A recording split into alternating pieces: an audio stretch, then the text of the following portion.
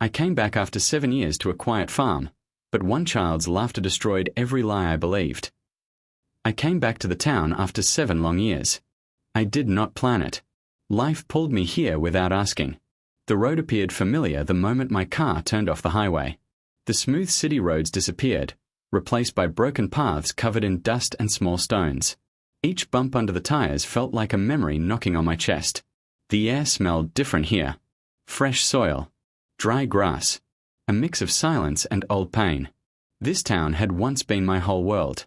Now it felt like a place I had buried and never meant to visit again. My hands tightened on the steering wheel as I slowed down. On the left side of the road stood the old farms, spread wide under the open sky. The same fields.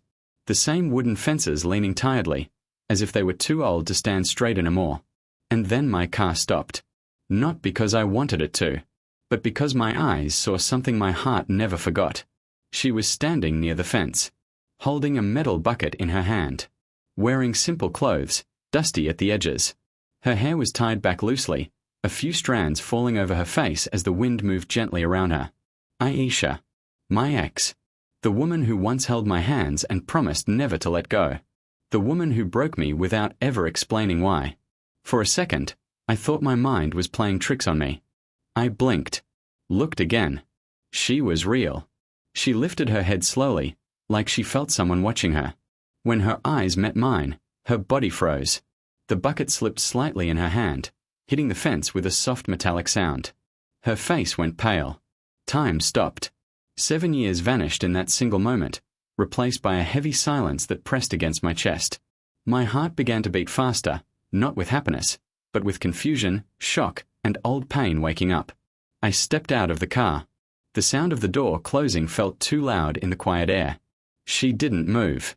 She just stared at me, her eyes wide, lips trembling slightly as if she wanted to say something but couldn't find the words. "Hi," I said. My voice came out low and unsure, not at all how I imagined it would sound if I ever saw her again. She swallowed and nodded slowly. "Hi." That was it. No anger. No tears. No questions. Just one word, heavy with years of silence. "I didn't think I'd ever see you again," she said softly. "Neither did I replied honestly.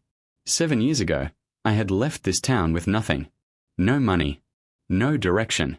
Just a broken heart and a promise to myself that I would never come back until I became someone she could never look down on again. And I did. I worked endlessly. I failed. I stood back up. I built my life brick by brick. My luxury home, my car, my wealth, everything came from sleepless nights and silent sacrifices. But none of it protected me from this moment. She looked different. Not weaker. Just tired. Like life had not been gentle with her either. There were fine lines near her eyes that hadn't been there before. Her smile, when she tried to smile, didn't reach her eyes. "You look different," she said, scanning me slowly. "So do you," I replied. She glanced at my car, shiny and expensive, standing out badly against the dusty land. I noticed the way her eyes lingered on it for a second too long. "You've done well for yourself," she said. I let out a small, empty smile.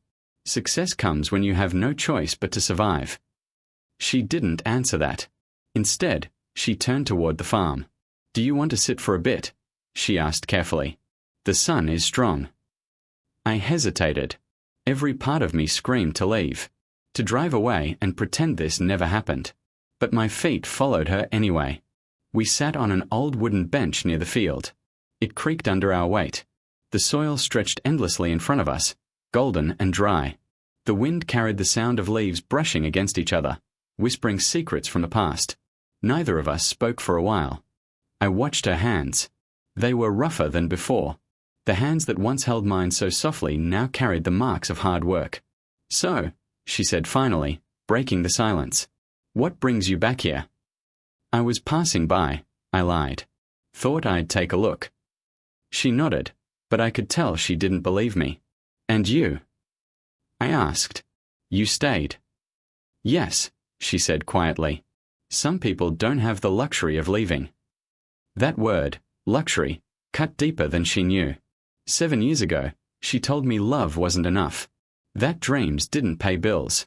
that she needed stability, that she couldn't live a life of struggle. That night replayed in my head like an old wound refusing to heal. I wanted to ask her why she disappeared, why she never called, why she let me believe I wasn't enough. But I didn't. Not yet. The silence between us felt thick, heavy, uncomfortable. Something about her felt off. Her eyes avoided mine too often. Her shoulders stayed tense, like she was waiting for something to go wrong. It was as if she was guarding a secret she was afraid might slip out.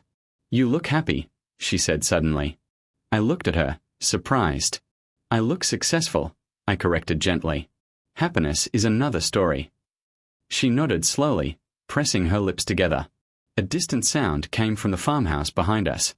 A door creaked. Footsteps moved inside. Her body stiffened. She stood up quickly. "I should go. Work doesn't wait." I stood too.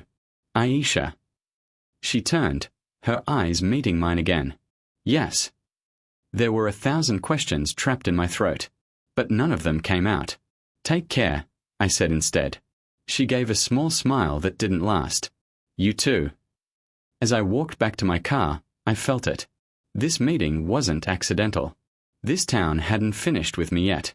And whatever she was hiding, I was about to find out. I didn't leave the town that day. After driving a few minutes away from the farm, I stopped the car near an old tea stall by the road.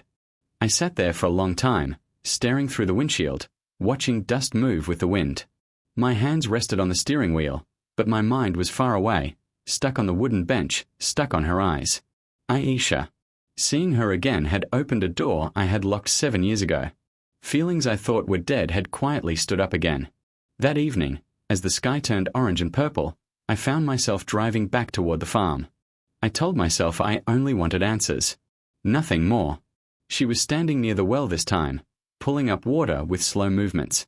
When she saw me, she didn't look surprised. Almost like she expected me to return.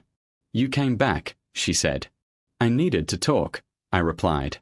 She nodded and placed the bucket down. We walked toward the small shaded area beside the farmhouse. The smell of wet soil mixed with the cool evening air. Birds returned to their nests, filling the silence with soft sounds. We sat again, a little closer this time, but still far enough to feel the distance between us. "You left without telling me the truth," I said quietly. She took a deep breath. Her fingers twisted together in her lap. "I didn't know how," she said. "That's not an answer," I replied, my voice calm but heavy. "I waited. I called. I wrote messages. And then, nothing." Her eyes filled with tears, but she blinked them away quickly. "You think it was easy for me?" she asked softly. 7 years ago flashed in my mind. I remembered the last night we stood under the streetlight. The way she avoided my eyes. The way her voice shook when she said we were done. She told me she needed more than promises. More than dreams. "You said I wasn't enough," I reminded her. She looked down. "I said I was tired of being scared." That hurt more than anger. We sat in silence again. The air felt tight, like it could break with one wrong word. "You could have trusted me," I said. "We could have faced everything together." She laughed weakly. "You were always strong." I wasn't. I watched her closely. Every time the past came close to the truth, she pulled away. Her shoulders tightened. Her eyes searched the ground, the sky, anywhere but my face. Something wasn't right. 7 years is a long time, I said. Too long for half-truths. She swallowed hard. Some truths don't help. They only destroy. Before I could respond, a sound cut through the moment. Laughter. A child's laughter. It came from inside the farmhouse. My body went still. She noticed immediately. "That's just my nephew," she said quickly, standing up. "My sister's son." Her words came too fast, too rehearsed. I stood up as well. "I didn't know your sister lived here." "She doesn't," Aisha replied, her back to me. "She just visits." The door of the farmhouse closed softly. Silence returned, but it felt louder than before. "Aisha," I said carefully, "you don't have to lie." She turned around, her face pale. "I'm not lying." But her hands were shaking. I remembered other moments from the past, Times when she hid things behind soft smiles. Times when she said she was fine when she clearly wasn't. You disappeared, I said. No explanation. No goodbye. Just silence. Her voice dropped to a whisper. I thought disappearing would hurt less. For who? I asked. She didn't answer. The sun dipped lower, painting everything in shadows. Her face looked older in the fading light, burdened by something heavy. Did you ever think about me? I asked suddenly. She laughed bitterly. Every day. That answer surprised me. I tried to move on, she continued. I told myself I made the right choice. But some nights, I couldn't sleep.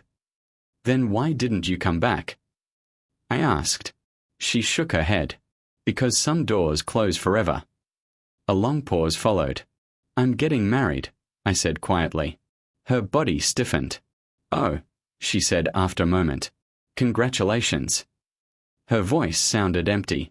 She's ambitious, I added. She admires success. Aisha looked at me then, really looked at me. Her eyes filled with something like fear. Take care, she said softly. People don't always love the person. Sometimes they love what the person owns. Her words stayed with me. That night, I couldn't sleep. I lay in the guest room of a small local hotel, staring at the ceiling. Her voice replayed in my head. Her nervous movements. The way she reacted to the child's laughter. Something didn't fit. The next morning, I saw her again by chance at the market. She was buying vegetables, bargaining with the seller like someone who knew the value of every coin. You're still here, she said when she noticed me. So are you, I replied. We walked together for a bit. I heard you're doing very well, she said again. Big house. Expensive car. I nodded. I worked hard. I know, she said softly. You always did. That simple sentence carried more regret than any apology. As we reached the edge of the market, she stopped. Some things are better left buried, she said. For everyone's sake. I looked at her. Secrets don't stay buried forever. She gave me a sad smile. Then be ready for what they bring. She turned and walked away, leaving me standing there with a heavy feeling in my chest. That was when I knew it. 7 years ago, she didn't just leave me. She ran from something. And whatever it was about to change everything. I returned to the city with a restless heart. The farm, the silence, Aisha's eyes, they followed me even among tall buildings and bright lights. My luxury home felt colder than before. The walls were clean, perfect, and empty in a way I had never noticed. My wedding was only 2 weeks away. My fiancé moved around the house like she already owned it. She talked about changes, new furniture, selling the old car, opening joint accounts. I told myself it was normal. This is how marriages begin, I thought. But Aisha's words echoed in my head. People don't always love the person. Sometimes they love what the person owns. One night, I came home earlier than usual. I heard her voice before I saw her. She was on the phone, standing near the window, her back to me. She was laughing, light, careless laughter, the kind that didn't belong to love. Yes, of course, she said. Once we are married, half of everything is legally mine. The house, the cars, the savings. He trusts me completely. I froze. My chest tightened. The air felt heavy, like it was pressing down on my lungs. She continued, unaware of my presence. I've already spoken to a lawyer. Just in case. You never know. I stepped back quietly before she could see me. My heart was pounding so hard it hurt. That night, I didn't confront her. Instead, I waited. When she fell asleep, I checked her phone. My hand shook, but I needed to know. Messages confirmed everything. Plans, jokes about my hard work, screenshots of my property details. I felt sick. The next morning, I cancelled the wedding. No long explanations. No arguments. Just one sentence. This is over. She cried. She shouted. She begged. She accused me of being heartless. But for the first time in my life, I felt calm. I walked away. 2 days later, I was back on that dusty road again. Back at the farm. Aisha was standing near the field, watching the crops sway in the wind. When she saw me, she didn't ask questions. She just nodded, like she understood. I cancelled the wedding, I said. She closed her eyes slowly, as if she had expected it. I'm sorry, she whispered. For what? I asked. For warning you too late. I shook my head. You didn't owe me anything. But, thank you. We stood there in silence.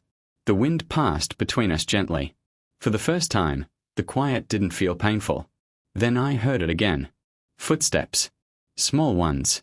I turned toward the farmhouse. A little boy stepped outside. He couldn't have been more than 6 or 7 years old.